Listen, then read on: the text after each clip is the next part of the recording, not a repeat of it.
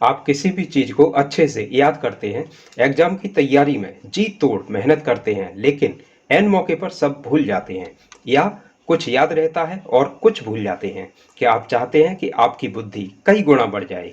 तो बने रहिए हमारे साथ। ये वीडियो पूरा देखने के बाद आपका दिमाग कंप्यूटर की तरह तेज हो जाएगा।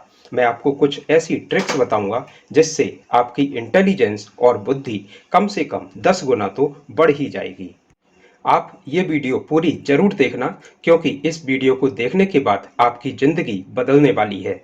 बहुत से लोग सोचते हैं कि इस दुनिया में जो जैसी बुद्धि लेकर आया है उसकी बुद्धि वैसी ही रहेगी।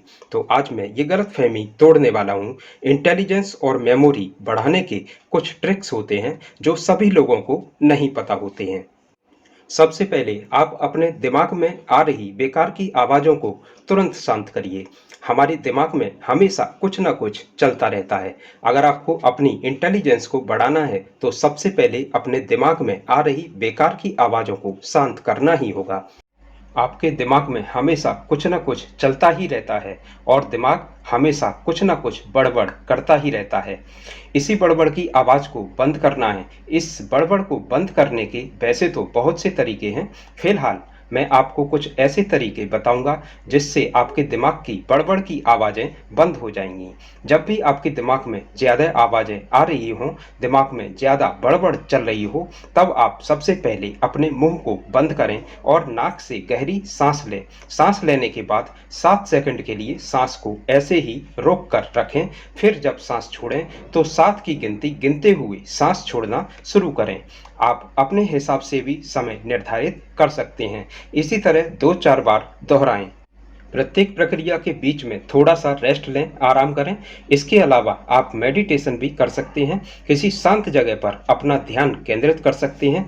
कुल मिलाकर आपको पूरे दिन अपने दिमाग पर ध्यान देना है कि कहीं आपके दिमाग में बड़बड़ तो नहीं चल रही है, कोई फितूर की आवाज़ें तो नहीं आ रही हैं। जब भी ये आवाज़ें आएँ, इनको शांत करने की कोशिश करते रहना है।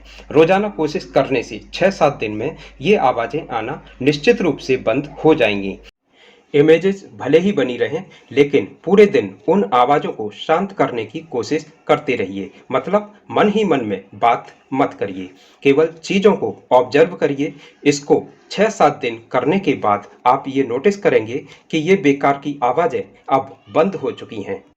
मतलब 6-7 दिन के बाद आप ये महसूस करेंगे कि आपका दिमाग शांत हो गया है, और उसके बाद आप देखेंगे कि आपकी अवलोकन शक्ति, ऑब्जर्विंग पावर काफ़ी बढ़ गई है। आप मन में बड़बड़ाने के बदले उस चीज़ को केवल देखकर ही समझ जाओगे, यानी आपकी इंटेलिजेंस बढ़ जाएगी। एक एवरेज स्टूडेंट और जीनियस स्टूडेंट में केवल यही फ़र्क होता है। जीनियस के दिमाग में वो बड़बड़ नहीं चलती रहती है, उसका दिमाग हमेशा शांत रहता है। और जब इंसान का दिमाग शांत रहेगा तो वह ज़्यादा काम करेगा और किसी भी मैथ की इक्वेशन या रीजनिंग के सवाल या कुछ और आपको इतनी जल्दी समझ आएगा कि आप सोच भी नहीं सकते हैं।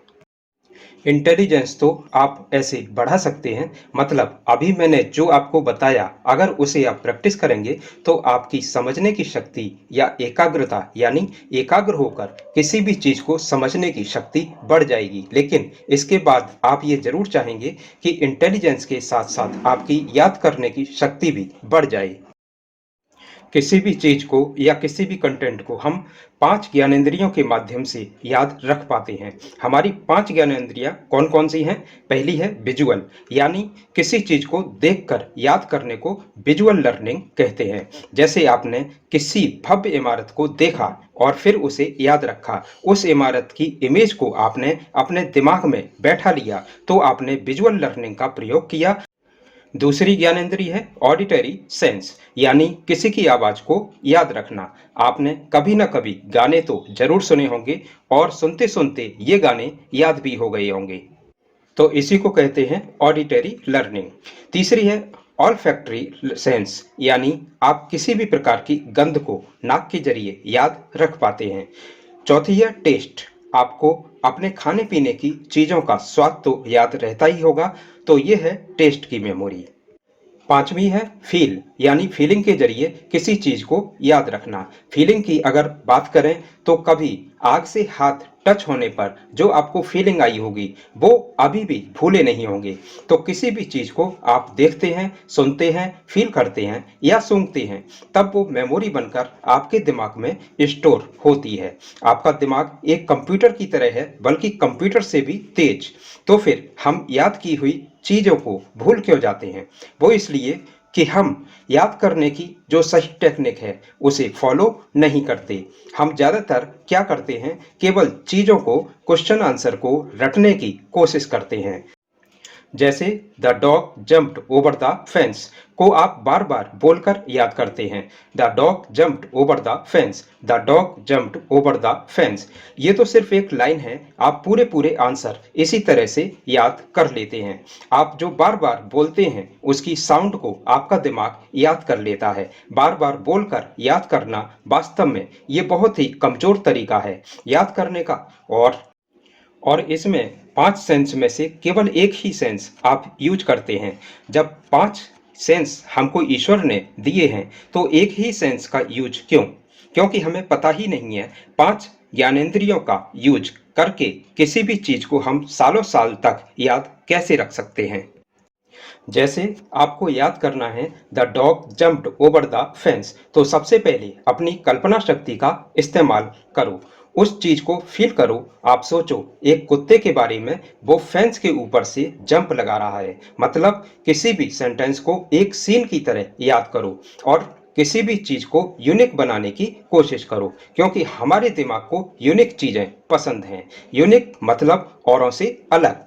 अगर ये सेंटेंस है the dog jumped over the fence, तो इसमें आप एक फिल्म के सीन की तरह सोचो और ऐसा सोचो कि उसमें जो कुत्ता है वो रंग बिरंगा है, यानी लाल, पीला, हरा, नीला, ये सारे रंग एक ही कुत्ते में हैं। तो ऐसे आप अजीब अजीब तरह से चीज़ों को इमेजिन करोगे तो वो आपको ज़्यादा दिनों तक याद रहेगा। इस टेक्निक से आप जो चाहोगे उसे याद तो जरूर कर लोगे, पर कोई भी चीज आपको कितनी देर तक याद रहती है और समय आने पर वो चीज आपको याद आती है या नहीं, ये आपके स्टेट ऑफ माइंड के ऊपर डिपेंड करती है। मतलब मानसिक दशा पर। आप किसी भी चीज को घर पर अच्छे से याद करते हैं, उसकी लिखकर प्रैक्टिस भी करते हैं, पर एग्जाम में जब आप जाते हैं तो आप अचानक से उसे भूल जाते हैं।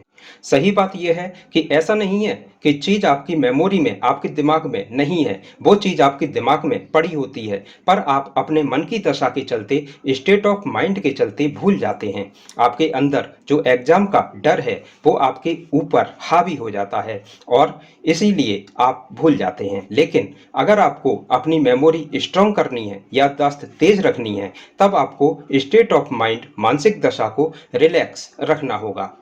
मतलब एग्जाम में लिखने से पहले 10-12 बार गहरी गहरी सांसें ले लेनी चाहिए। ये डीप ब्रीथिंग टेक्निक बहुत ही ज़बरदस्त तरीके से काम करती है।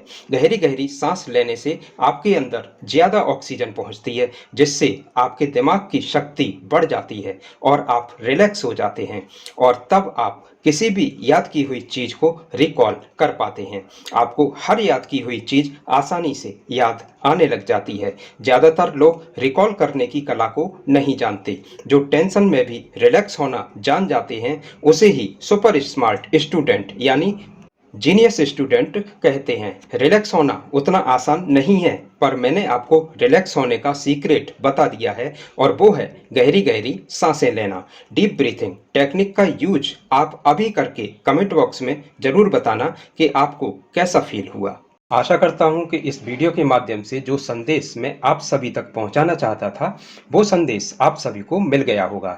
साथियों, वीडियो अच्छा लगा हो तो लाइक करें, शेयर करें और अगर आप हमारे चैनल पर नए हैं तो चैनल को सब्सक्राइब भी करें और बेल के आइकॉन को हिट करना ना भूलें, जिससे हमारा आपका साथ हमेशा बना रहे। Thanks for watching.